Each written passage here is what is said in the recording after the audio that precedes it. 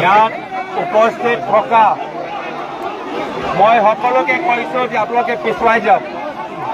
ইয়াত যিমানবোৰ মানুহ আছে মই সকলোকে পিছুৱাই যাবলৈ অনুৰোধ জনাইছোঁ। আপোনালোকে শান্তভাৱে পিছুৱাই যাওক। যদি আপোনালোকে প্ৰকৃত কংগ্ৰেছ কৰ্মী সকলোকে পিছুৱাই যাবলৈ মই অনুৰোধ জনাইছোঁ। মই গৌৰৱ গগৈ ইয়াত উপস্থিত থকা প্ৰকৃত কংগ্ৰেছ কৰ্মীখিনিক মই পিছুৱাই যাবলৈ অনুৰোধ জনাইছোঁ। আৰু মিডিয়া বন্ধুসকলক আমি এটা শান্তিপূৰ্ণ পৰিৱেশ সৃষ্টি কৰিবলৈ বিচাৰিছোঁ। আমাক অলপ সহায় কৰক আৰু কেমেৰাখিনি আঁতৰি দিয়ক। আমি পৰিস্থিতি নিয়ন্ত্ৰণ কৰিবলৈ সাংবাদিক বন্ধুসকলৰ সহায় বিচাৰিছোঁ। তেওঁলোকৰ কেমেৰা আঁতৰত ৰাখিবলৈ বিচাৰিছোঁ। যিমানবোৰ কংগ্ৰেছ কৰ্মী আছে আপোনালোকে পিছুৱাই যাওক, আপোনালোকে পিছুৱাই যাওক ক'বলৈ কৈছোঁ। আৰু পিছুৱাই যাওক।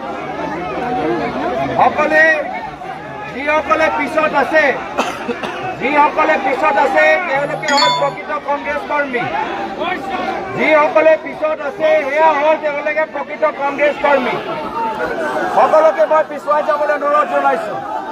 সকলোকে পিছুৱাই যাবলৈ অনুৰোধ জনাইছোঁ। সকলোকে মই পিছুৱাই যাবলৈ অনুৰোধ জনাইছোঁ।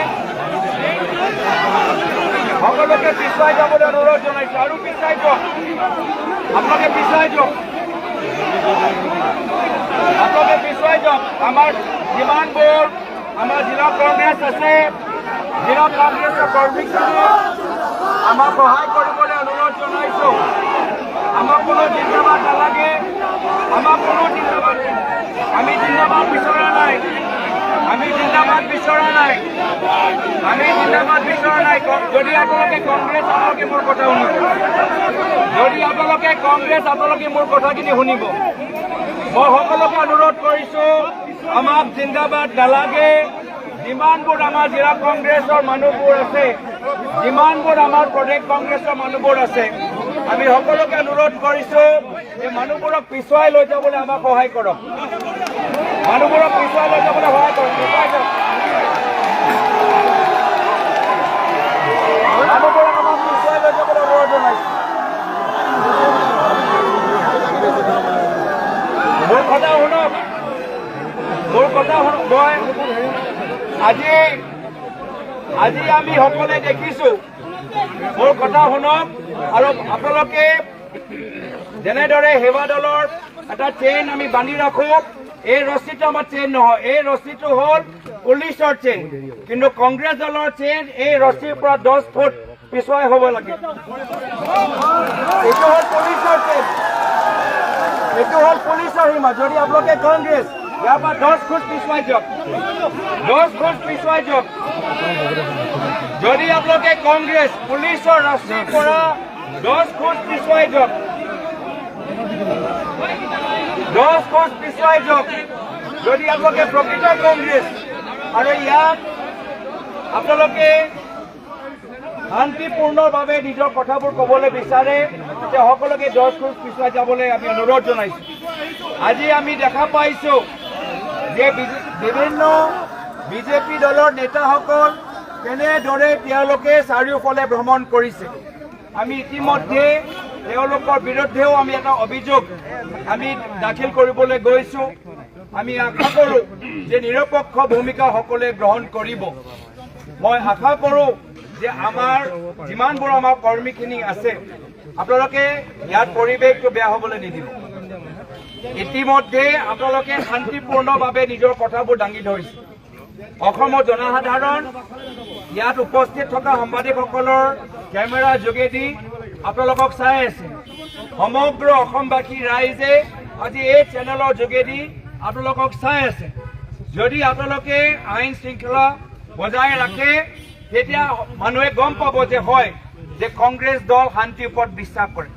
কিন্তু যদি মই জিন্দাবাদ বিচৰা নাই আৰু যদি কোনোবা ইয়াত মাজত আহি পৰিৱেশটো বেয়া কৰিবলৈ বিচাৰে, সেইটো কংগ্ৰেছ হ'ব নোৱাৰে।